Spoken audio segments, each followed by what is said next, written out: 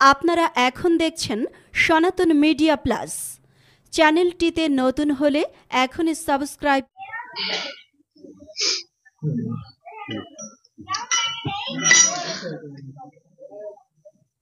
আয়ু হরতি বৈ পুংসাং বোধঞ্চ তঞ্চ জন্মাংশ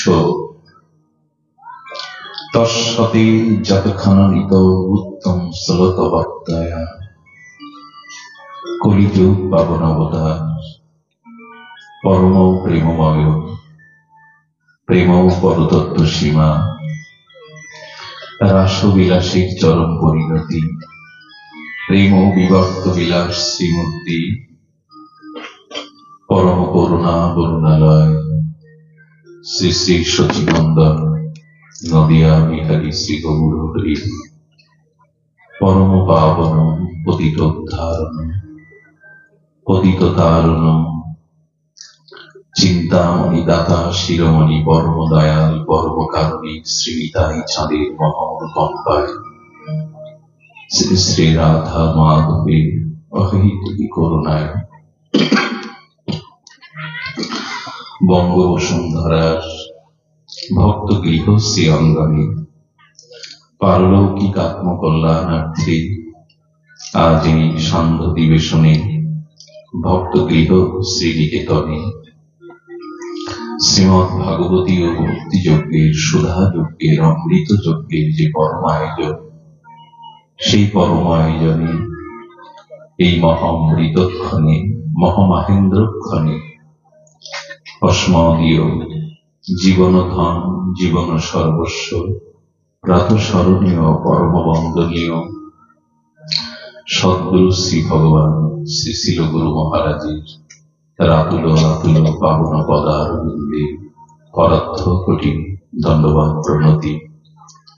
আজ এই ভাগবত পরিমণ্ডলকে যিনি অধিক শোভামণ্ডিত করেছেন, যা স্নিগ্ধ পাবন উপস্থিতি প্রত্যেকটি ভক্ত হৃদয়ে আর শুদ্ধ শ্রদ্ধা বিশ্বাস ভক্তির হরিকথার উৎকণ্ঠ জাগিয়েছেন, সেই পূজ্যপাদ মহারাজজির চরণে পুনঃ পুনঃ বহু দণ্ডবাদ প্রণতি তার একান্ত কৃপা করুণা প্রার্থনা করে সমাগত মহাপ্রভুর অনুরাগী শুদ্ধ বৈষ্ণব সন্তজন মহতজন সুদীজন শ্রদ্ধাশীলা ধর্মশীলা দেবী মুক্তি কল্যাণিয়া মাতৃগণ সকল ভক্ত চরণে সশ্রদ্ধ দণ্ডবাদ প্রণতি।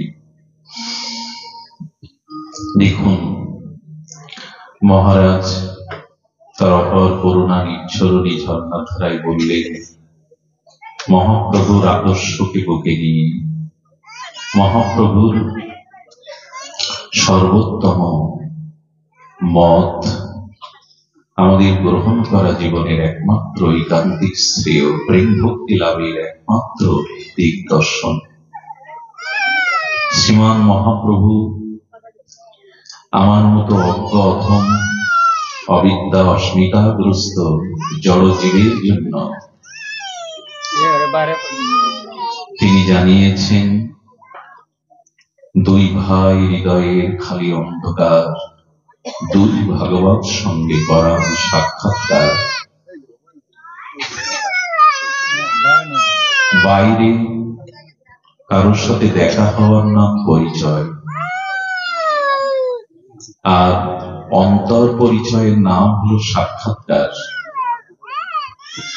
শ্রীমান মহাপ্রভু করুণা নিধি দয়াল নিতাই চাঁদ আমাদের মতো জীবের এই বিষয় অবিদ্যা জড়তা অচৈতন্যতা দূর করবার জন্য প্রক্ষালন করবার জন্য দুই ভাগবতের সঙ্গে সাক্ষাৎকার করিয়ে দিলেন।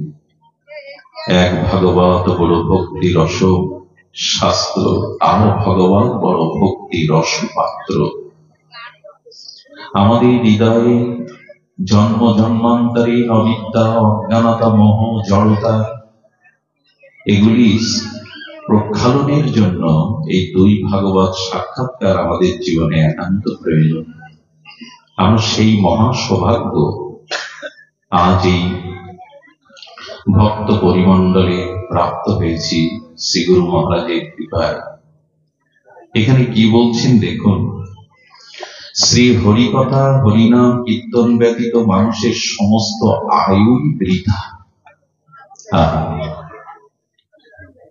শ্রী হরিকথা হরিনাম অনুরাগ ব্যতীত, শ্রবণ কীর্তন ব্যতীত সমগ্র জীবনই ব্যথা এবং বৃথায় ভরা।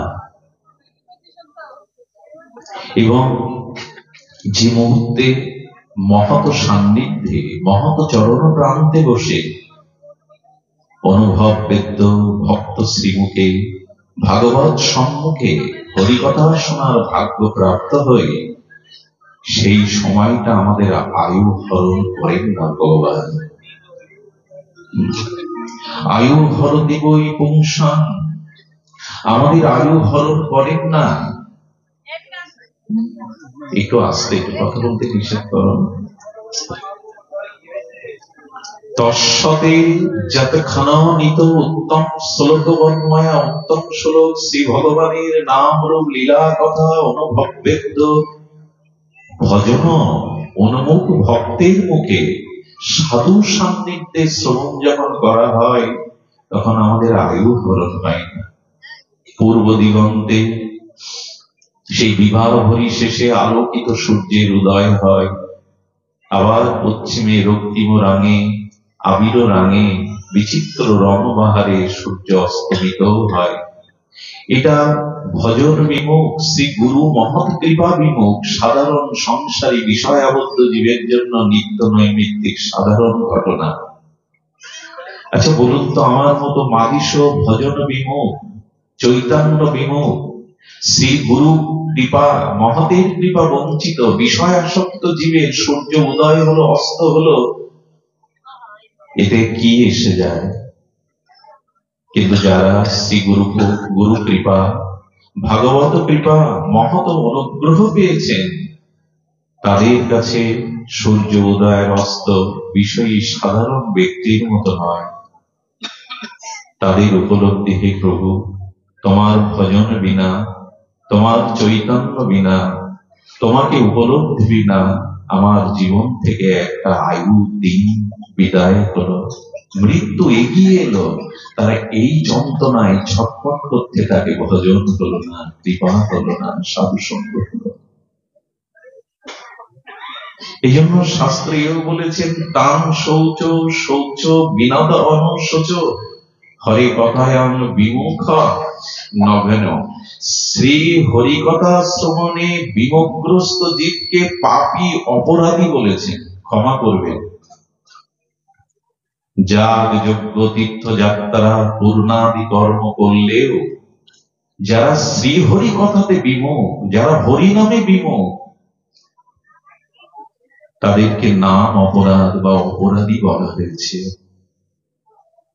কারণ অন্য যত শুভ কর্ম এবং আমাদের পুণ্য কর্ম আছে, সেই কর্ম করেও যদি হরি কথাতে রুচি না হয়, অমল পুরাণ সর্ববেদান্ত সার ভাগবত অভিন্ন গোবিন্দ কলেবার বলে দিয়েছেন, শ্রম এবহি কেবলম। যদি বিশ্বাসকেন কথা সুজা নদায় যদি রতিং শ্রম এবহি কেবলম। ওগো, শ্রী গৌর গোবিন্দের নাম রূপ লীলা ধামে যদি তোমার রুচি না হয়, সর্বোপরি হরি কথাতে যদি রুচি না হয়, শ্রম এবহি কেবলম। হরি কথাতে আমাদের রুচি একান্ত প্রয়োজন। যতদিন তা না হচ্ছে, দেখুন, হরিকথা শ্রবণ, সাধু সমাগম, সাধু সঙ্গ, মহৎ সঙ্গ, হরিকথা প্রসঙ্গ তখনই লাভ হয়। এক অশেষ বিশেষ ভগবান কোন জীবের প্রতি যখন বিশেষ করুণা বা কৃপা দৃষ্টি দেন, তখন আর অনন্ত অনন্ত জন্মের সুকৃতি পূর্ণ কর্ম একত্রিত সঞ্চিত হলে সেই পূর্ণ কর্মের দ্বারা ভাগবত শ্রবণে কৃপা হয়।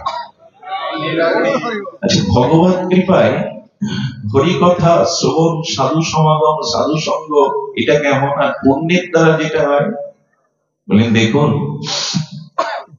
বহু জন্মের সুকৃতি পূর্ণ রাস স্বীকৃত একত্রিত হলে ভগবান সেই জীবকে কৃপা করে তার হৃদয়ে প্রেরণা দিয়ে সাধু সঙ্গ হরিকথায় নিয়ে যান।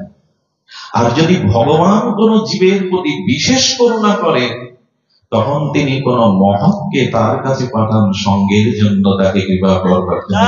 মহারাজ যিনি ওনার শুভাগমনা যে জন্যই, যদি কোন মহৎ কৃপা করে তোমার দুয়ারে এসে তোমাকে কৃপা করতে আসেন, হরিকথা স্মৃতি জাগাতে আসেন, তোমার সুপ্ত লুপ্ত চেতনাকে জাগরণ করতে আসেন, তাহলে জানবেন ভগবানই বিশেষ কৃপা দ্বারা তোমার কাছে তিনি পাঠিয়েছেন। ভগবান চাইছেন তোমাকে প্রেম ভক্তি দান করে ধন্য করার জন্য। এই জন্য সাধু দর্শন সাধারণ ঘটনা নয়, হরিকথাকেও যেন সাধারণ অন্যান্য অনুষ্ঠানের ন্যায় আমরা ভুল না করে বসি। উত্তম শ্লোক শ্রবণের সাথে সাথে জীব গোস্বামী পাদ সন্ধ্যার অবশ্য উল্লেখ করেছেন, যারা হরিকথা শ্রবণ কীর্তনে রত আছে তাদের আয়ু হরণ হয় না, কথাটি কি করে মেনে নেই? নিষ্কিঞ্চন এই মহাত্মারা তো সারাটা জীবন হরিকথা জীবের দুয়ারে দুয়ারে পৌঁছে দিচ্ছে।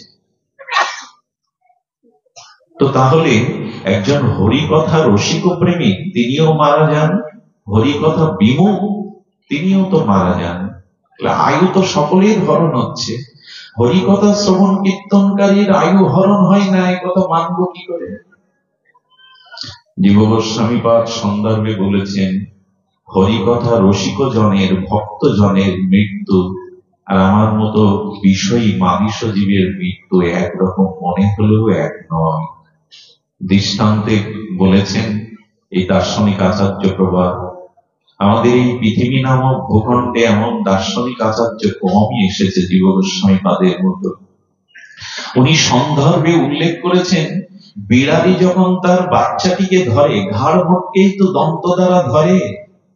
বিড়ালির বাচ্চার যদি ভাষা থাকতো, অনুভূতি প্রকাশের ভাষা থাকতো, বলতো তোমাদের যেমন স্নেহ বৎসল মা কোড়ে করে নেয়, বুকে করে নেয়, বিড়ালি বলছে, বাচ্চাটা বলছে, মাও যখন ঘাড় মোটকে আমাকে ধরে তখন মনে হয় মা আমাকে আদর করে স্নেহে কোলে নিয়ে আমার সুখের স্থানে নিয়ে যাচ্ছে। না চাই এই জন্য বিড়ালি দেখবেন 2-10 বার স্থান পরিবর্তন করে ওর সুখের জন্য। কিন্তু ওই একই বিড়াল যখন ধরে ইঁদুরকে, ওই একই ভাবে ধরে, দুটো ধরা কি এক গো? ইঁদুরের তো প্রাণ সংহার করে নেয়, কিন্তু বিড়ালি বাচ্চাটাকে যখন ধরে তখন সে পরম আনন্দ, মাতৃ অনুভূতির সুখ পায়, স্নেহ পায়। তেমনি যারা হরিকথা শ্রবণ করেছে তাদেরও মৃত্যু স্বাভাবিক, এই চিরন্তন সত্য, ধ্রুব সত্য, মৃত্যু আসবে। কিন্তু মৃত্যুর সময় এই হরিকথা প্রেমিক রসজ্ঞ ভক্তকে ভক্তি দেবী কোল বাড়িয়ে নিতে আসবেন, তাকে তো মতনের কথা দেবেন না। এই জন্য দুজনের মৃত্যু এক নয়। এই জন্য হরিকথা শ্রবণ রুচি আনো, জীবনে হরিকথাতে রুচি আনো, না হলে শ্রম এবহি কেবলা। হোক সে যুবতী, হোক সে সুন্দরী, যুবতী রত্ন সুন্দরী হোক, তাকে সালঙ্করা করে স্বর্ণ অলঙ্কারে ভূষিতা করা, কিন্তু রমণীর অঙ্গে যদি বস্ত্রখণ্ড না দেয়া হয়, সে সুন্দরী যুবতী সালঙ্করা হলেও তো ধিকৃত। তেমনি তুমি পূর্ণ যাগ যজ্ঞ কর্মাদি দান ধ্যান ব্রত করো, অথচ ভগবান নামে শ্রীহরির গুণগাথাতে যদি রুচি না হয়, ওই বস্ত্রহীন যুবতী রত্ন তার মতো ধিকৃত হবে, বৃথা যাবে। এই জন্য কৃপা করে শ্রীহরির কথাতে আমাদের রুচি আনতে হবে। শুধু ভক্তগণ, নির্দেহ আদ্যং সুলভং সুদুর্লভং পরমং কল্পং শ্রী গুরু কর্ণ ধারণ। আমাদের প্রথমে শ্রী গুরু চরণাশ্রয় করতে হবে। দেখুন এই হরিকথাতে রুচি, হরিনাম, ব্রজনিষ্ঠা, ধামনিষ্ঠা, নামনিষ্ঠা, তুলসী নিষ্ঠা, প্রসাদে নিষ্ঠা, চরণামৃতে নিষ্ঠা, বৈষ্ণবের চরণ ধুলিতে নিষ্ঠা, এগুলি শ্রীগুরু করুণা ছাড়া, শ্রীগুরু চরণাশ্রয় ছাড়া তো হবে না। আমি অজ্ঞ অধম, আমি অন্ধ ছিলাম। ভজন কাকে বলে, সংকীর্তন ধর্মের মহিমা কাকে বলে আমি তো জানতাম না। শ্রীগুরুদেব হাতে ধরে তার জ্ঞানাঞ্জন শলাকা দিয়ে জন্ম জন্মান্তরীণ অবিদ্যা কুচিয়ে দিয়ে ভজন মন্দিরে প্রেম মন্দিরের দুয়ারে আমাকে হাত ধরে পৌঁছে দিলেন। গুরু পাদ পদ্ম আশ্রয়ে আমাদের ভজনের প্রারম্ভ, শুভারম্ভ গুরু কৃপা। দেখুন, শ্রীগুরু হলেন ভবরোগ নিবারক, শ্রী গুরুদেব হলেন ভবসাগর তারণের একমাত্র কারণ। আচ্ছা, লক্ষ্য করুন, ভবরোগ কাকে বলে? যা গুরুদেব নিবারণ করে। ভব বলতে তো সংসার জগৎ, আর রোগ বলতে পুনঃ পুনঃ জন্ম মৃত্যু চক্রে বারবার আসা, এটাই তো রোগ। প্রকৃত জীবের রোগ কোনটি? পুনঃ পুনঃ মাতৃ জঠরে পুনঃ পুনঃ জন্ম মৃত্যু চক্রে আবর্তন হওয়া। মাতৃগর্ভে না এলে তো মৃত্যু আমাকে স্পর্শ করতে পারত না, কর্মফলের প্রারব্ধ আমাকে স্পর্শ করতে পারত না, জগতের এই দুঃখ জরা ব্যাধি দুঃসহ যন্ত্রণা আমাকে উপলব্ধি করতে হতো না। দুঃখের মূল কারণ পুনরায় মাতৃ জঠরে আসা। এই জন্য শ্রী গুরু মহারাজ, শ্রী গুরু চরণ আশ্রয় আমাদের কেন দরকার? না, ভব রোগ বিনাশক গুরুদেব। এই পুনঃ পুনঃ জন্ম মৃত্যু জগতে আসা এই ভবরোগী শ্রী গুরু পাদ পদ্ম আশ্রয় একমাত্র দূর হয়। এই রোগ একমাত্র নিরাময় হয় শ্রী গুরুদেবের চরণ আশ্রয়ে। আর শ্রী গুরুদেবের করুণা দেখুন, ভাগবত উল্লেখ করেছেন, ভগবান কপিল দেবাবতী মাকে বর্ণনা প্রসঙ্গে বলেছেন, মহাপ্রভু জগৎমাতা সতীমাকে বলেছেন গর্ভে যন্ত্রণার কথা। গর্ভ তো এক প্রকার নরক, মলমূত্রের মাঝখানে ওই তারে যেভাবে 10টা মাস গাঢ় অন্ধকারে প্রবেশ করিয়ে আমরা নারকীয় যন্ত্রণা ভোগ করি, এই জন্য গর্ভ যন্ত্রণা এক নরক যন্ত্রণা। শ্রী গোবিন্দ দেখবেন উত্তরার গর্ভে অভিমন্যুকে বাঁচানোর জন্য সেই নরকরূপ গর্ভেও প্রবেশ করলেন জগৎগুরু ভগবান। এত করুণা কার আছে? এত ভক্ত বৎসলতা কার আছে? গুরুদেবেরই আছে, জগৎগুরুরই আছে। কৃতজ্ঞ ভক্ত বৎসল বদন্য, ভক্তের জন্য তিনি কি না পারেন। সেই ভগবানের যদি অনুরাগ না জন্মায়, সেই ভগবানের নাম রূপ লীলা কথাতে যদি আমাদের রুচি না হয়, তবে এই জীবন বৃথা এবং ব্যর্থ। তাই বললেন, তস্যতে যতক্ষণিত উত্তম শ্লোকবাচ্চয়া সিন্নন্ত সকতা কৃষ্ণ পূর্ণ শ্রবণ কীর্তন হৃদয়স্থ অভদ্রাণি বিধুনতি সরিত সদা। গুরু মহারাজ জি অপার করুণা করে ভাগবতের মহিমা বলেছেন, শুনুন। দেখুন, ভাগবত তো আমরা শ্রবণ করছি, কিন্তু মহাপ্রভুর মত বা অভিমতের সিদ্ধান্তের বাইরে ভাগবত শুনলে আমাদের কল্যাণ হয় না। ভাগবত শ্রবণের, ভাগবত সিদ্ধান্ত কিরূপ এটি জানতে হবে। দেখুন কি অবাক বিষয়, ভগবান শঙ্কর সতীকে নিয়ে চলেছেন চিত্রকূটে। কি অদ্ভুত দৃষ্টান্ত এসেছে রামচরিত মানসে গোস্বামী তুলসীদাস কৃত। ভগবান শঙ্কর শিব ঠাকুর সতীকে নিয়ে, অর্ধনারীশ্বর সতীকে নিয়ে চলেছেন চিত্রকূটে, ঋষি ভরদ্রাজের আশ্রমে চলেছেন, অগস্ত্যর আশ্রমে, ঋষি অগস্ত্যর আশ্রমে।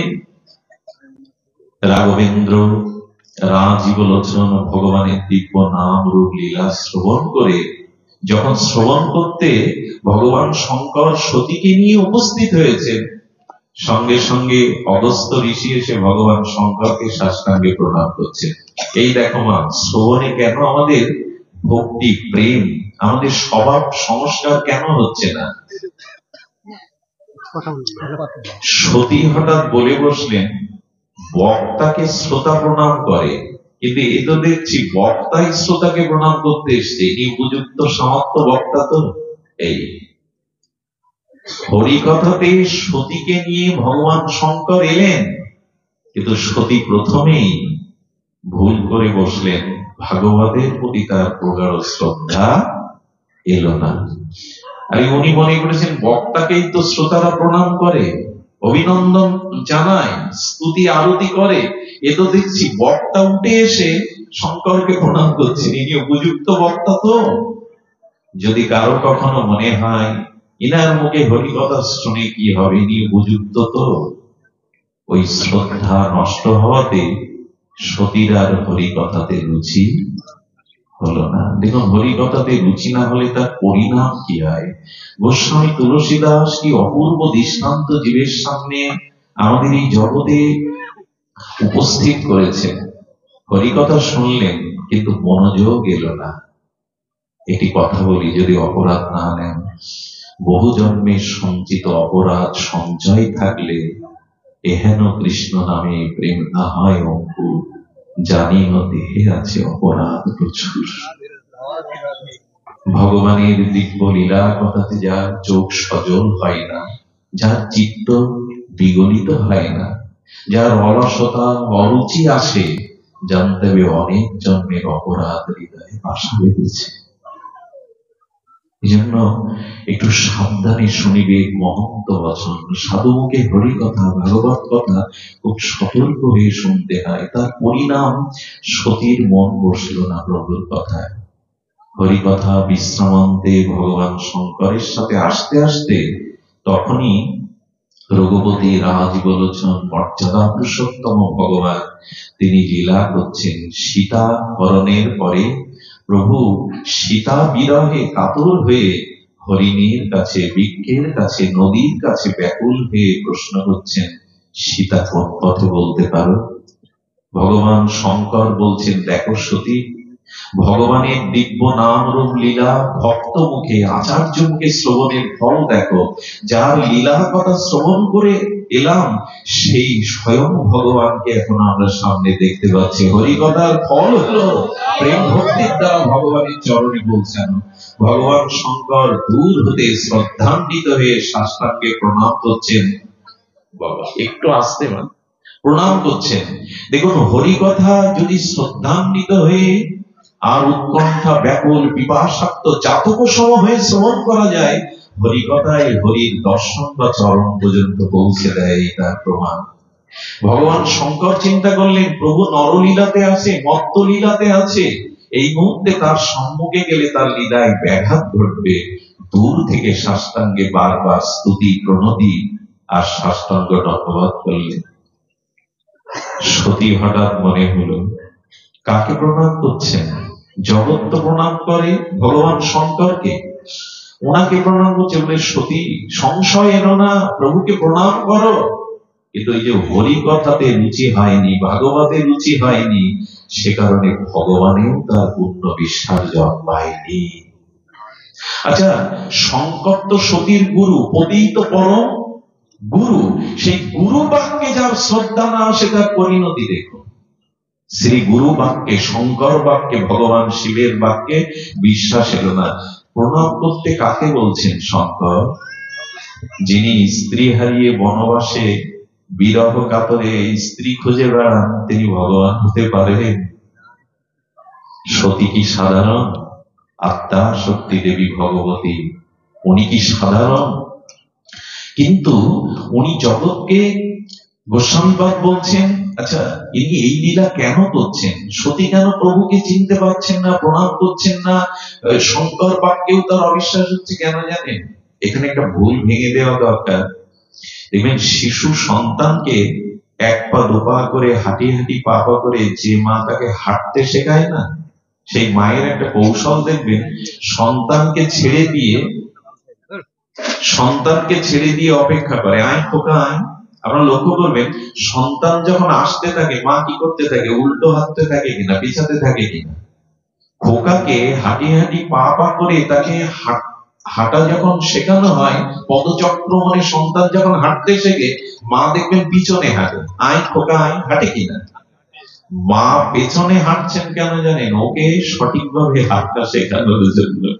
তো জগৎমাতা পার্বতী, জগৎমাতা আদ্যা শক্তি ভগবতীর ভুল হয়, গুরু বাক্যে সংশয় হয়, কপটতা আসে হৃদয়ে।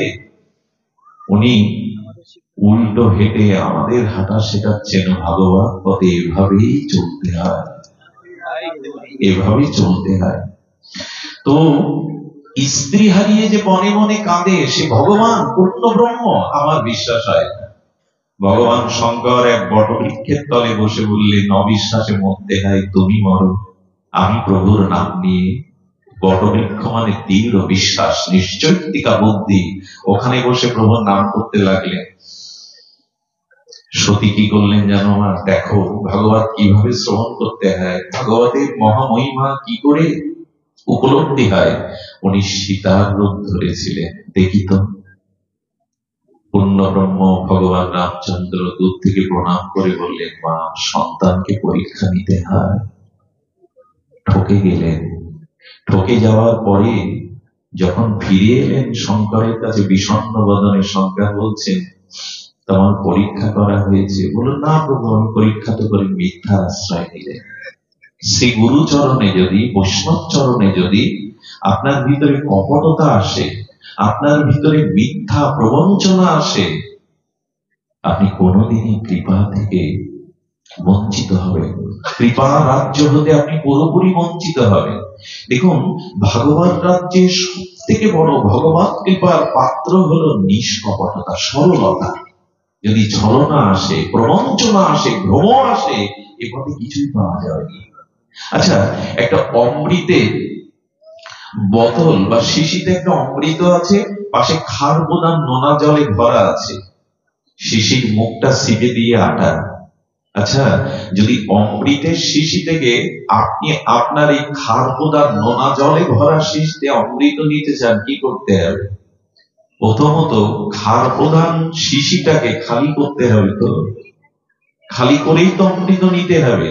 এবং আমাদের হৃদয়ে যে অবিশ্বাস আছে, অশ্রদ্ধা আছে, এগুলি আগে হৃদয়ের পাত্র থেকে খালি করতে হবে, না হলে ওখানে কৃপা আসবে না।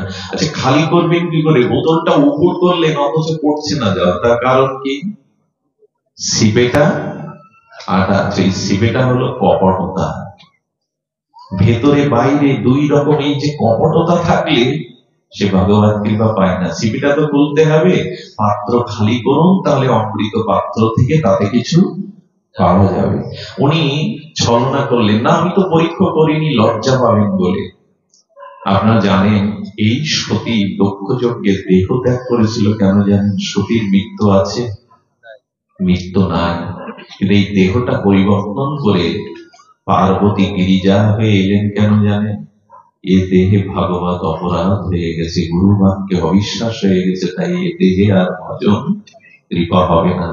আরে দক্ষ যজ্ঞ তো সামনে রাখা, কিন্তু মূল কারণ হলো যখনই মহৎ চরণে অবিশ্বাস আসবে, হরিকথাতে রুচি না আসবে, যখনই ছল কপটতা ভগবানের নাম রূপ লীলাতে আপনার সুদৃঢ় নিশ্চয়িকা বুদ্ধি বা বিশ্বাস না আসবে, তখন এই শরীরে আর ভজন হবে না। এই জন্য বাবা উনি বলেছেন, অনুভবী মহারাজজি ওনার ভাগবত অনুভূতি লব্ধ সেই উপলব্ধি স্বরূপে মহাবাণীতে বলেছেন, বিশ্বাস চাই, শ্রদ্ধা চাই। সেই কথাটি বলবার জন্য এই কথার অবতারণা। শ্রদ্ধা চাই, বিশ্বাস চাই, তাছাড়া তো হবে না। কিন্তু তার আগে চাই এই অনিত্য অশুভ সংসারের প্রতি আমাদের একটু বিরক্তি জন্মানো। দেখুন, আমরা স্ত্রী পুত্র সংসার বিত্ত বৈভব মান সম্মান পদমর্যাদা নিয়ে আছি, কিন্তু সংসারে থাকার বিদ্যাটি শ্রী গুরু করুণা হলে, ভগবতের করুণা হলে আমরা উপলব্ধি করতে পারবো সংসারে আসক্তি শূন্য জীবন যাপনই হলো মুক্তি, প্রেম লাভ, মুক্তির একমাত্র উপায়। সংসারকে আমরা ঠিক বুঝতে পারিনি, আমি তো পারিনি মাদিসজন। সংসারের স্বরূপটা কেমন জানেন? সংসারে চিরকাল কেউ আপনার প্রিয় থাকবে না, এটাই সংসারের একটা দোষের অন্যতম। একটা দৃষ্টান্তে বলেছেন আমাদের এক মহারাজ, আচ্ছা আপনি খুব তাপদাহ গরমে যদি মানে সেই 48 বা 45 ডিগ্রি তাপের সময় কোন ঘরে গিয়ে এসি ছেড়ে দেন, এয়ার কুলার ছেড়ে দেন, ওর থেকে সুখ পাবেন কিনা? বাবা আর একটু বাড়িয়ে দাও, বেশ সুখ হচ্ছে, শরীরে বেশ আরাম হচ্ছে। তো তখন ওই এয়ার কুলার বা তখন আপনার ঠান্ডা মেশিনটা আপনার প্রীতির কারণ হবে, বন্ধু সুলভ আচরণ করবে। যে এখন যদি এয়ার কুলার ছেড়ে দেওয়া যায়, একই ঘর, একই ব্যক্তি, একই মেশিন, সুখ পাবে, আনন্দ পাবে বলে, আরে বাবা জ্বালাতন করছো কেন, ওগুলো বন্ধ করে দাও, কষ্ট দিচ্ছ কেন? সংসারের স্বরূপটা আজ যাকে প্রিয় লাগছে সময়ের ব্যবধানে সেই আপনার অপ্রিয় হয়ে উঠবে।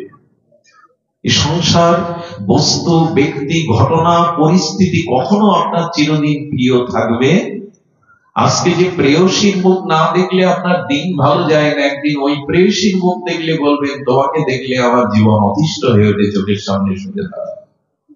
সংসার কারো চিরদিন প্রিয় হতে পারে না। সংসারে কোনো বস্তু, ব্যক্তি, ঘটনা চিরদিনের প্রিয়তা থাকে না।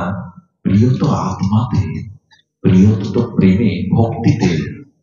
সংসারকে এই জন্য খুব গাঢ় আসক্তি প্রীতিতে জড়াতে যাবে না, কারণ আজ যে বস্তু, ব্যক্তি, ঘটনা আপনার কাছে অনুকূল, দুদিন বাদে সেটাই প্রতিকূল হয়ে উঠবে, সেটাই শত্রু হয়ে উঠবে। সব থেকে বড় দৃষ্টান্ত তো ভাগবতে। ভোজরাজ বংশ দেবকীর প্রতি, তার বোনের প্রতি এত স্নেহ যে বিবাহোত্তর কালে তাকে, অর্থাৎ বসুদেব দেবকীকে নিজে রথের সারথি হয়ে পৌঁছে দিতে যাচ্ছেন। বলুন তো কত মমতা! বারবার ভগিনীর মুখপানে চাইছে, বারবার তার চোখ সজল হয়ে উঠছে, তোকে হাতে করে আজকে পৌঁছে দেব শ্বশুরালয়ে। কতটা প্রীতি থাকলে একজন রাজা তার ভগ্নিপতি এবং ভগ্নিকে স্নেহ দেয়, তিনি রথের সারথি হয়ে পৌঁছে দিচ্ছেন। কিন্তু সংসার কেমন ছিল, সুখদেব বলে চলেছেন তার অমৃত তত্ত্ব নির্ঝরণী সিদ্ধান্ত মঞ্জুষায় বলেন, এই দেখো যেই আকাশবাণী হলো অষ্টম গর্ভের সন্তান ওর মৃত্যুর কারণ হবে, সঙ্গে সঙ্গে খোলা তলোয়ার বের করে চুলমুড়ি ধরেছে। এই হলো সংসারের প্রীতি। আত্মনস্ত তো কামায়া সর্বং প্রিয়ম ভবতি। যার কাছ থেকে তুমি স্নেহ পাও, প্রীতি পাও, সুখ পাও, তাকে তোমার প্রিয় মনে হয়। কিন্তু যেদিন আর তোমাকে কেউ সুখ দিতে পারবে না, আনন্দ দিতে পারবে না, সেদিন হয়ে যাবে তোমার চিরশত্রু। এই নাম সংসার। কেন আটকে আছি? কেন এতে আমরা আটকে আছি? এই সংসার চিরদিন সুখপ্রদ নয়, এটা অসুখ, অনিত্য, কাল কবলিত। অনিত্য শব্দের সংজ্ঞা এমন এসেছে যায় যা চিরস্থায়ী নয়, তাকে বলে অনিত্য। কিন্তু সংসার কেমন জানেন? স্নেহবৎসল স্নেহবতী মা তার বুকের রক্ত স্নেহর প্রগাঢ়তায় দুগ্ধ হয়ে সন্তানকে দুগ্ধপানে রত, আর স্থূল আনন্দে সন্তান সেই দুগ্ধপান করছে। আচ্ছা, প্রকৃতির নিয়মে 2-10 বছর পরে মায়ের স্তনে দুগ্ধ তত্ত্ব থাকবে, আর সন্তান যখন কিশোর হয়ে যাবে তখন মার কোল মানাবে। এই নাম অনিত্য। একদিন ছিল, আজ আর নেই। তো সংসারের সব বস্তু, ব্যক্তি, ঘটনা, পরিস্থিতি অসুখ, অনিত্যের ধ্বংসের দিকে যাচ্ছে। তাই আছে আছে সংসার করতে হয়, টাকা রোজগার করতে হয়, কিন্তু আসক্তিটা ভগবানের প্রতি দাও। একটা মার্মিক কথা এসেছে আমাদের ভাগবত টিকাতে। দেখুন, আমাদের মাঝে দুটি জিনিস আছে, একটা হলো মন, মনের অনুরাগ, আর একটা হলো আমাদের মস্তিষ্কে বুদ্ধি। সংসারকে বুদ্ধিটা দিন, আর মনের ভালোবাসাটা ভগবানকে দিন, শ্রীগুরুকে দিন। আমরা উল্টে ফেলেছি। আমরা মাঝে মাঝে বিচার করি, একটু বয়স হচ্ছে, কখন মৃত্যু আসবে, রোগ শোক আসবে, একটু ভগবানকে ভজন করি। আর ভালোবাসা দিয়েছি স্ত্রী, পুত্র, দেহ, গেহ, সংসারকে। এই জন্য অনুরোধ করব, শাস্ত্রী বলেছেন যে না, ভালোবাসাটা ভগবানকে দাও। গোবিন্দ বারবার চেয়েছেন, মন আমায় দাও, মনটা আমাকে দাও, নাহলে বড় ভুল হয়ে যাবে। ভুল তো আমাদের হয়েই গেছে, ভুল তো আমাদের হয়েছে, আরো কত ভুলের সম্মুখে আমরা জানি না। এই জন্য আপনাদের কাছে অনুরোধ করব, বিশেষ করে ভক্ত ভাগবত আর গ্রন্থ ভাগবতের অনুশীলন, ভক্ত ভাগবত, গ্রন্থ ভাগবতের প্রতি সমর্পণ, এটি আমাদের একান্ত প্রয়োজন। এটি আমাদের একান্ত প্রয়োজন।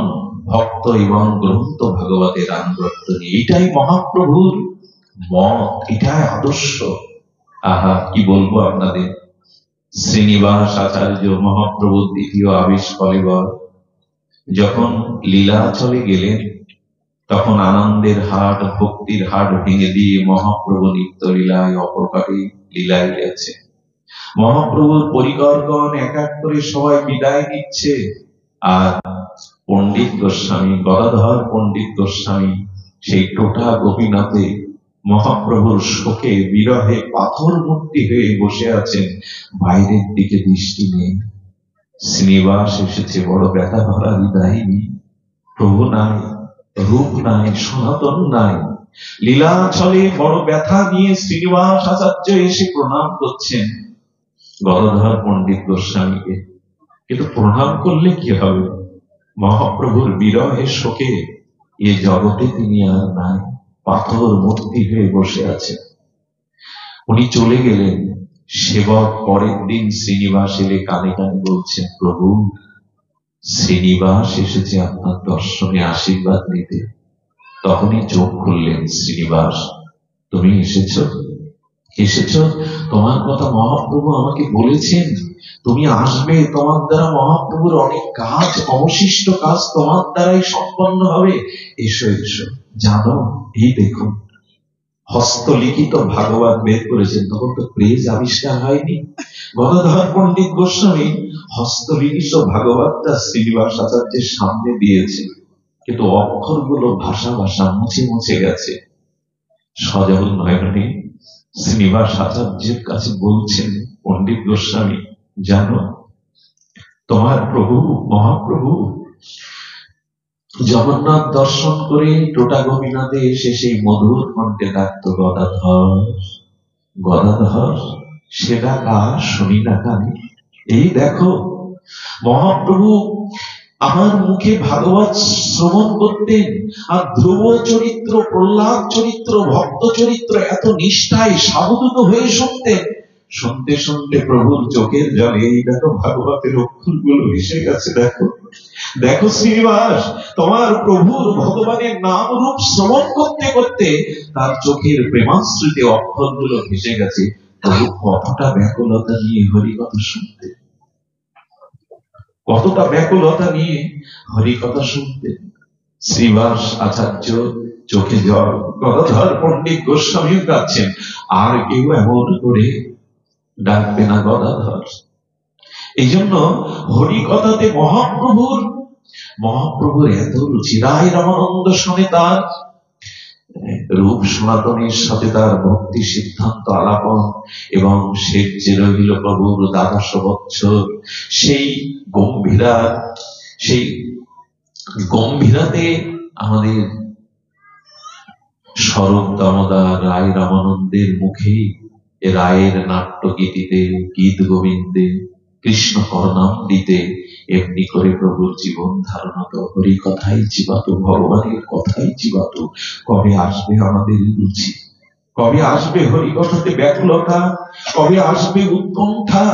শ্রীমান মহাপ্রভু স্বয়ং এই প্রদ্যুম্ন মিশ্রকে বলছেন, আমি হরিকথা জানি না, যাও মহা অনুভবীর মুখে হরিকথা শ্রবণ করে এসো।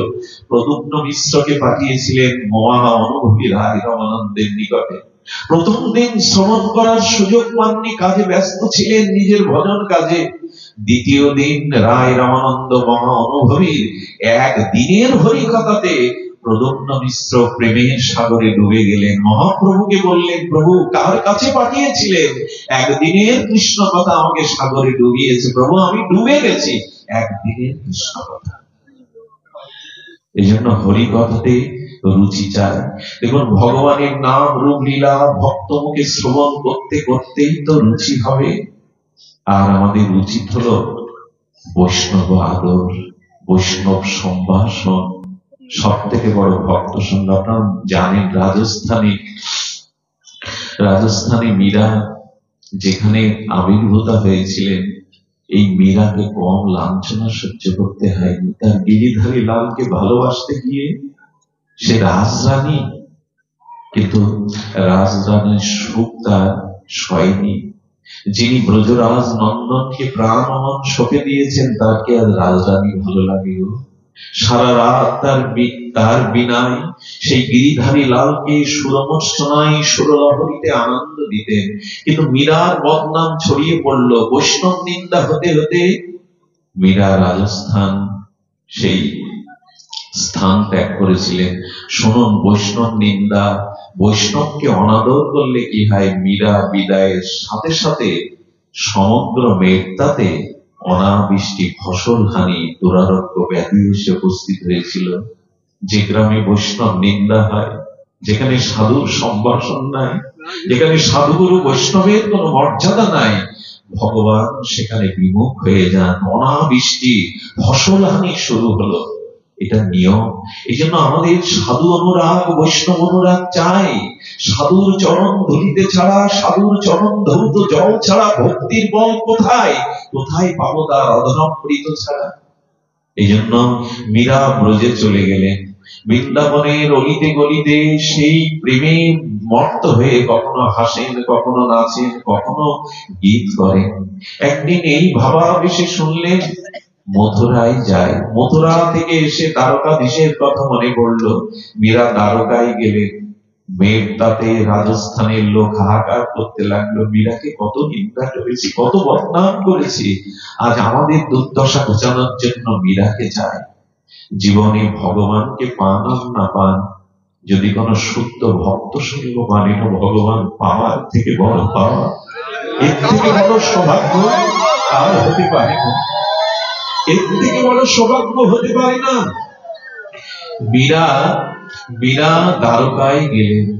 দ্বারকাধীশের সামনে তিনি সুর সঙ্গীত সুধায় দ্বারকাধীশকে আনন্দ দিতেন, আর প্রাণের আকুতি নিয়ে বলতেন, এবার গ্রহণ করো। কেন দূরে রেখেছ আমায়?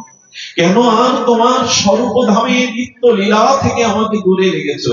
এই ব্যাকুলতা আটটি দিন দিন বৃদ্ধি পেতে লাগলো। মেঘতা রাজস্থানের অনেক জন চলে গেল মীরাকে ফিরিয়ে আনার জন্য। শুধু ভক্তগণ, দ্বারকার মন্দিরে সেই মীরাকে অনুসন্ধান করতে করতে, তখন তো এত যোগাযোগ উন্নতি ছিল না, মোবাইলও ছিল না, যন্ত্র ছিল না, নেট ছিল না। তারা খুঁজতে খুঁজতে দ্বারকায় গেল। মীরাকে দেখে প্রণাম করে বলছেন, মীরা, আপনি চলে আসার পরে মেঘতার অভিশাপ নেমেছে, আর সেখানে সবাই রোগ শোক যন্ত্রণায় জ্বলছে। মীরা, একবার কৃপা করে তুমি তোমার পদধূলি মেঘতাতে দাও, না হলে সেখানে সবাই বড় কষ্ট পাচ্ছে। উনি ওনার চোখের জল দেখে বললেন, আমি দ্বারকাধীশের অনুমতি নিয়ে আসি। অনুমতি নিলে কে আর পাঠাবেন? সেই মন্দিরে প্রবেশ করলেন। দ্বারকাধীশের সামনে হাত বাড়িয়ে বলে, না কতকাল এই মরজগতে রাখবে? নাও প্রিয়, নাও, আমার জীবন যৌবন সর্বস্ব তো তোমাকে অর্পণ করেছি। শুনলে অবাক হবেন, পূজারী দেখছেন মীরা কেন ঠাকুরের ঘর থেকে বেরোচ্ছে না। পূজারী গিয়ে কি দেখলেন জানেন? দ্বারকাধীশের মুখের মধ্যে মীরা প্রবেশ করেছে, তার শাড়ির আঁচলটা মুখে বেঁধে আছে। এই হলো ভক্তের পরিণতি। ভক্ত সঙ্গ ভগবানও চান। মীরাকে আর এই জগতে রাখলেন না। বিরোহিনী মীরাকে, এই প্রেমিকের প্রিয়াকে নেওয়ার জন্য ভগবান আত্মসাৎ করে নিলেন। ভক্ত কত প্রিয় জানেন? হরিদাস ঠাকুরের সিদ্ধ বকুলে যখন মহাপ্রভু যেতেন, হরিদাসকে বারবার আলিঙ্গন করবার জন্য প্রভু ব্যাকুল হতেন, আর স্বভাবত দন্য হরিদাস পরপর পিছিয়ে যেত। মহাপ্রভু যতবার বক্ষে ধারণের জন্য, আলিঙ্গনের জন্য এগিয়ে যেত, হরিদাস ঠাকুর স্বভাবত দন্য পিছিয়ে বলছেন, এই পামরকে ছুঁয়ো না প্রভু, এ অধমকে পামরকে ছুঁয়ো না, এই পাপীকে পিছিয়ে যেতেন। মহাপ্রভু বারবার বলতেন, প্রভু কহে তোমায় স্পর্শী পবিত্র হইতে, তোমার পবিত্র গুণ নাহি তো আমাকে হরিদাস, কেন পিছিয়ে যাও? আমি তোমাকে স্পর্শ করছি, আমি পবিত্র হব বলে। আহা, আমাদের প্রেমনিধি রাধা কৃষ্ণ মিলিত কোন পরতত্ত্ব প্রেমাবতার চৈতন্য মহাপ্রভু কি বলছেন তার মহাবাণীতে? প্রভু কহে তোমার স্পর্শে পবিত্র হইতে হরিদাস, আমি তোমাকে স্পর্শ করছি, আমি পবিত্র হব বলে। পিছিয়ে যেও না। ভক্তে কাকে ভালোবাসবেন? জগতে কাকে ভালোবাসা উচিত?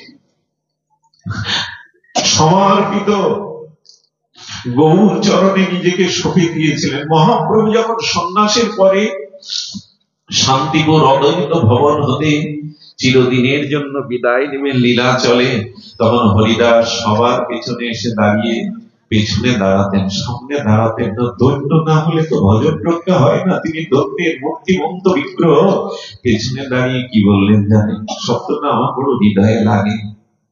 হরিদাস মৃদুমৃদ দৈন্য স্বভাবত মাথা নত করে বললেন, লীলাচলে চলিলে তুমি মোর কোন গতি?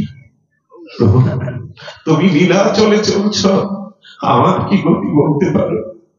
জল ছাড়া তো মাছের অস্তিত্ব বাঁচে না, মাছ তো বাঁচে না জল ছাড়া। আমার এটা আবেগ নয়। ভগবান ভক্তকে কিরূপ ভালোবাসেন, আর ভক্ত ভগবানকে সর্বস্ব কিভাবে দেন।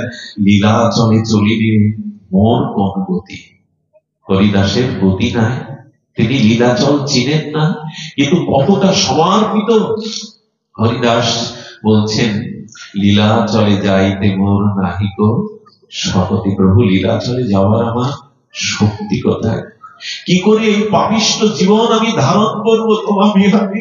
হে গৌর সুন্দর, হে গৌর হরি, তুমি ছাড়া যে মোর কেহ নাই। এই পাপিষ্ঠ অধম জীবন আমি কি করে ধারণ করব? দেখুন, যেমন ভক্তের জন্য তেমন আমার গৌর হরির জন্য দেখেন। তোমার লাগি জগন্নাথে করিব নিবেদন। একবারও বলছেন না আমি তোমায় নিয়ে যাব, আমি তোমায় আশ্রয় দেব, বলে তোমার জন্য আমি জগন্নাথকে নিবেদন করব। যেমন ভক্তের জন্য তেমন গৌর হরির জন্য। এই ভগবানকে উপেক্ষা করা যায়? ভালো না বেশি পারা যায়?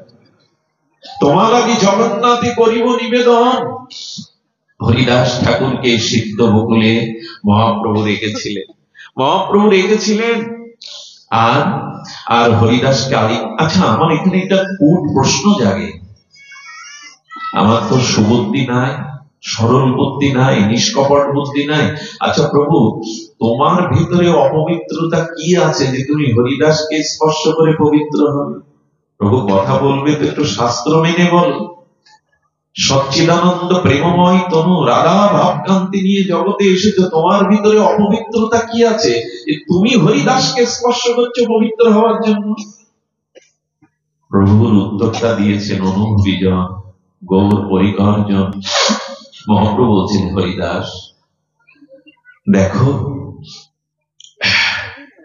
ছোটবেলা থেকে তুমি পরম বিরক্তি, সংসারের কোন সুখের আস্বাদন তুমি কখনো নাওনি, কখনো নাওনি। সেই শিশুকাল হতে পিতামাতারা হয়ে তুমি কত কষ্ট সহ্য করেছো। কেমন কষ্ট জানি? 22 বাজারে তখন যাকে বেত্রাঘাত করা হয়, রক্তাক্ত শরীরে মাটি লাল হচ্ছে, তবু হরিদাস হাসি মুখে প্রভুর নাম নিচ্ছেন, হরে কৃষ্ণ কৃষ্ণ কৃষ্ণ হরে হরে, হরে রাম রাম রাম হরে। হাসি মুখে নাম নিচ্ছেন। আচ্ছা, আমরা ঘরে বসে চেয়ারের উপরে বসে 16 মালা করতে আমাদের কত কষ্ট, মনে মনে চাবুকের বাড়ি আমার পিঠে পড়ছে। আর হরিদাস শাবকের সামনে, শাসকের সামনে রক্তাক্ত শরীরে প্রেমানন্দে নাম নিচ্ছে। হরিদাস জানালো, যার কাছে নাম আছে তার দুঃখ কি গো? পরমানন্দে নাম নাম নাম নিতে নিতে আপনাদের জানা, তবু পুনশ্চরণ করছি। নাম নিতে নিতে হরিদাসকে যখন বলল, তার সেই সেনারা, শাসকের সেনারা, ওগো তুমি না বললে তো আমাদের মধ্যে হবে। হরিদাস ঠাকুর তিনি যোগ অবলম্বন করলেন, মহাযোগেশ্বরের মতো তার নিঃশ্বাস প্রশ্বাস ক্রিয়াকে যোগের দ্বারা নিস্তব্ধ করলেন। ঘটনাটা এই কারণে বলছি, দেখুন যখনই মৃত প্রায় পড়ে আছেন, সবাই ভাবলো হরিদাস মারা গেছে। এই কথাটা আমার খুব লাগে, কেন জানি না, হৃদয়টা ডুবরে ওঠে।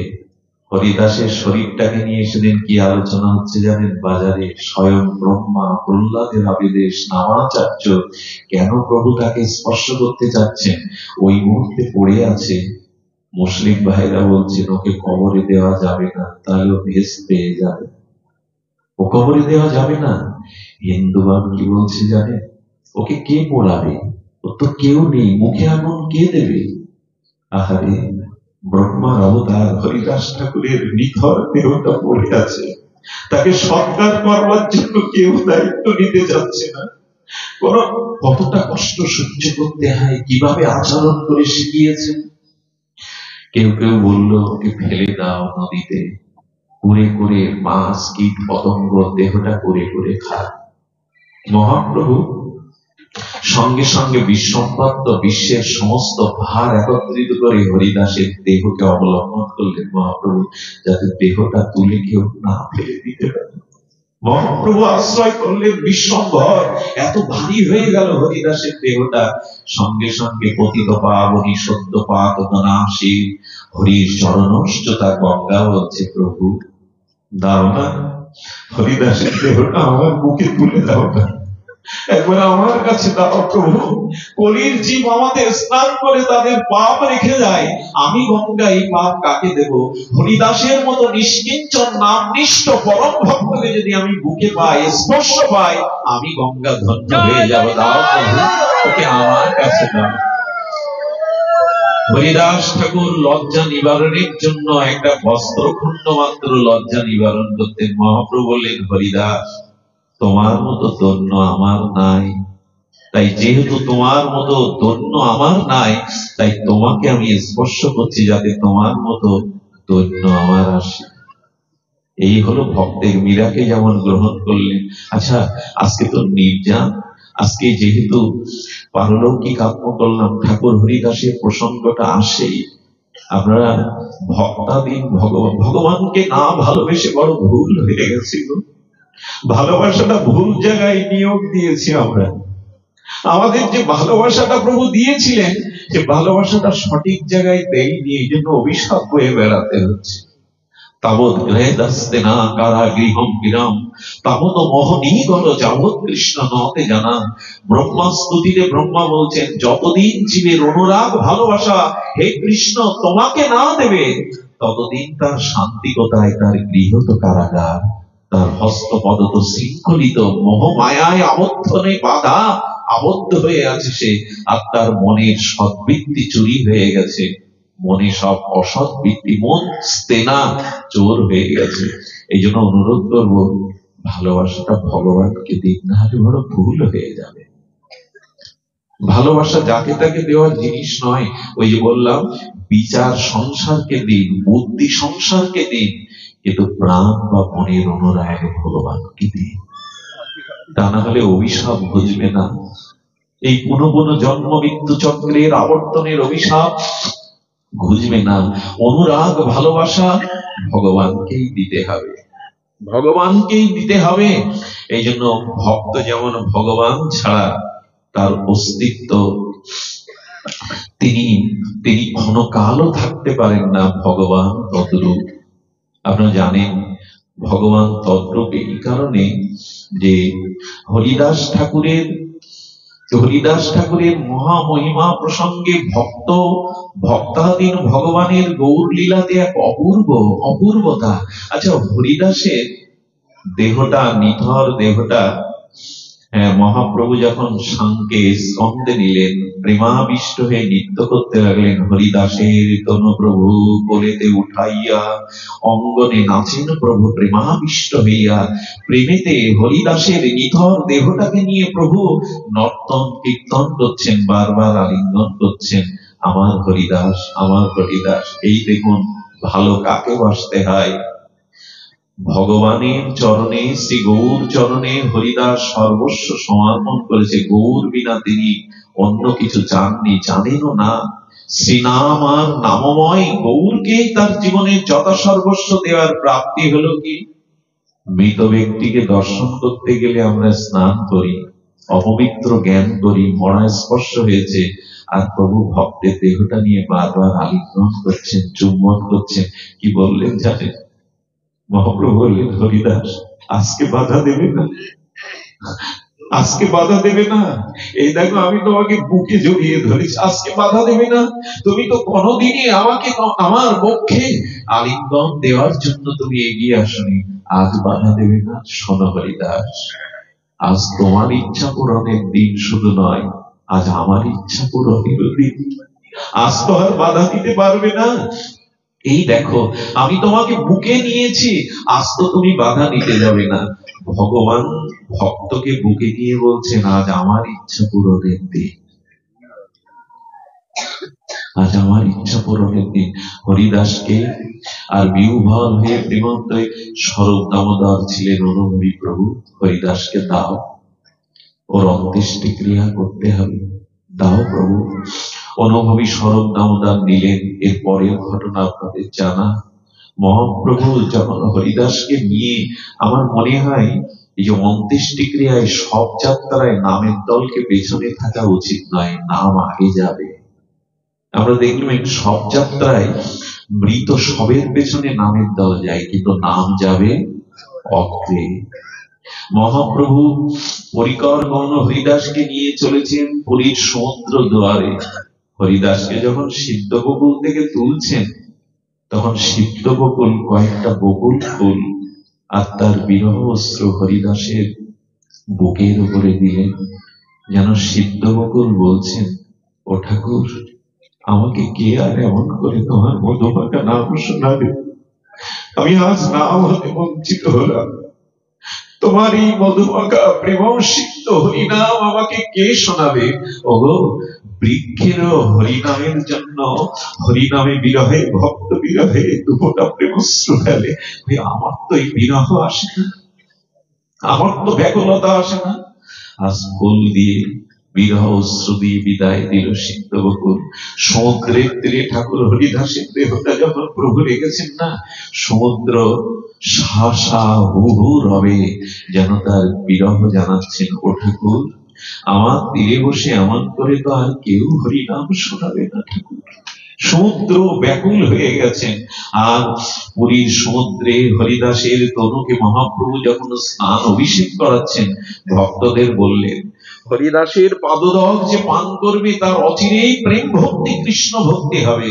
হরিদাসের পাদদল পান করলেন, আর সমুদ্রকে বললেন, সমুদ্র, তুমি তীর্থে ছিল, আজ হতে তুমি মহাতীর্থে রূপান্তরিত হলে, হরিদাসের চরণ স্পর্শ জলে তুমি মহাতীর্থ হলে। ভক্তের চরণ স্পর্শে আজ তুমি মহাতীর্থে রূপান্তরিত হলে। হরিদাসকে প্রভু ডোর কৌপিনী দিয়ে আর বালু সমাধিতে দেওয়ার পরে যে ঘটনা পৃথিবীতে ঘটেছিল তা বড় বিরল। স্বয়ং লক্ষ্মী দেবী অন্নপূর্ণা যার চরণ সেবার জন্য উন্মুখ হয়ে থাকেন, সেই স্বয়ং গৌর হরি আজ পাশরীর কাছে আঁচল পেতে ঠাকুর হরিদাসের ভক্তের জন্য ভিক্ষা মেগেছিলেন, দাও আমার হরিদাসের মহোৎসবে, আমার হরিদাসের বিজয় উৎসবে আমাকে ভিক্ষা দাও। আর স্বয়ং ভগবান আঁচল পেতে ভক্তের জন্য ভিক্ষা করছেন। এই হলো আমার গৌর হরি। ভক্ত ছাড়া তো তার কিছু নেই। এই জন্য মহাপ্রভুকে ভালোবেসে, হরিনাম হরিকথাকে ভালোবেসে, গৌর চরণাশ্রয়, ভগবানকে আশ্রয়, হরিনামকে আশ্রয়। এটা ব্রহ্মা সাধারণ নন, বেদ বক্তা আদি গুরু। সেই ব্রহ্মা এসেই যখন হরিনামের শিক্ষা দিলেন, তখন জ্ঞানী গুণীজন যেন একথা না বলে যে হরিনাম সাধারণ আবেগ প্রমাণ মানুষেরই ধর্ম। হরিনাম মহাপ্রভু হরিদাসকে 35 বছর আগে এই ভারত ভূখণ্ডে এনে দেখিয়েছিলেন। স্বয়ং বেদবক্তা ব্রহ্মা যদি সব ছেড়ে একমাত্র সাধ্য সাধন তত্ত্ব হরিনামকে আশ্রয় করে, হরিকথাকে, তোমাদের কিসে বাধা? হরিনাম সাধারণ সাধন নয়, ভাগবত শ্রবণ সাধারণ সাধন নয়, সর্বসাধ্য সাধনার শিরোমণি হলো হরিনাম হরিকথাতে রুচি আনা। এটা এই বর্তমান মহাপ্রভুর কলিযুগে সমগ্র সাধনার সারাত্ম শিরোমণি হরিনাম এবং হরিকথা। সেটা ব্রহ্মার অবতার হরিদাসকে দিয়ে দেখিয়েছে সদীজন। এই জন্য মহাপ্রভু ভিক্ষা করলেন। আজকে যারা এই অনুষ্ঠান করছেন, প্রয়াতা কল্পনা রানী কৃষ্ণদাসী, সাহা উপাধি, জাগতিক উপাধি আমরা দেব না, ওনার উদ্দেশ্যে তার উত্তর পুরুষগণ এই যে অনুষ্ঠানের আয়োজন করেছেন, ধন্য তাদের সুবুদ্ধি, ধন্য তাদের মেধা।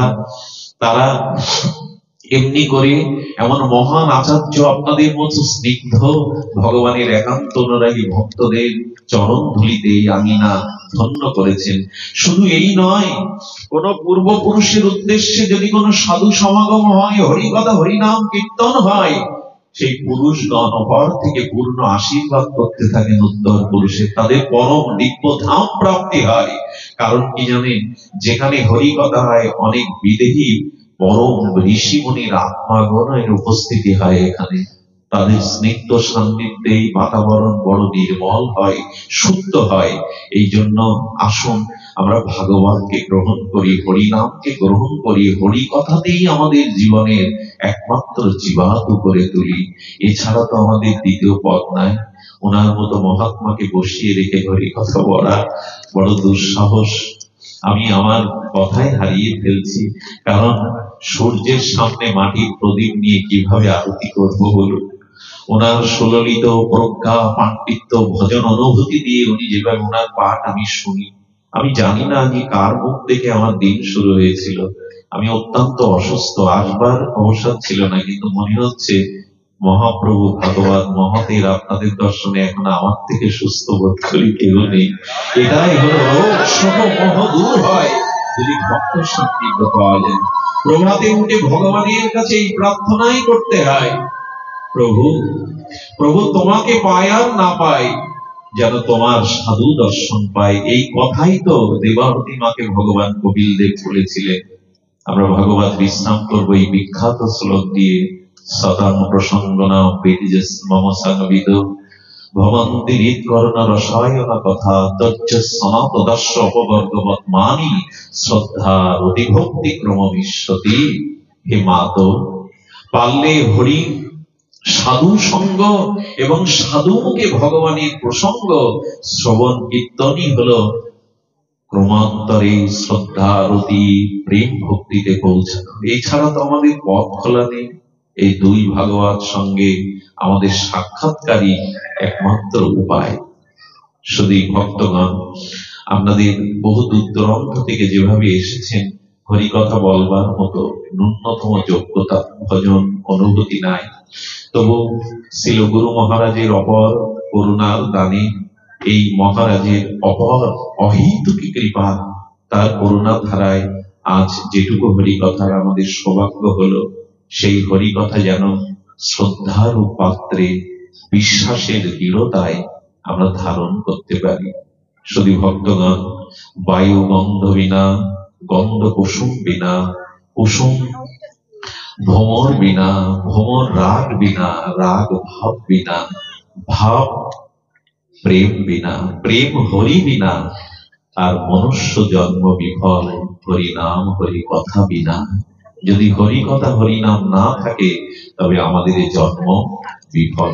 আপনারা জয়যুক্ত হন।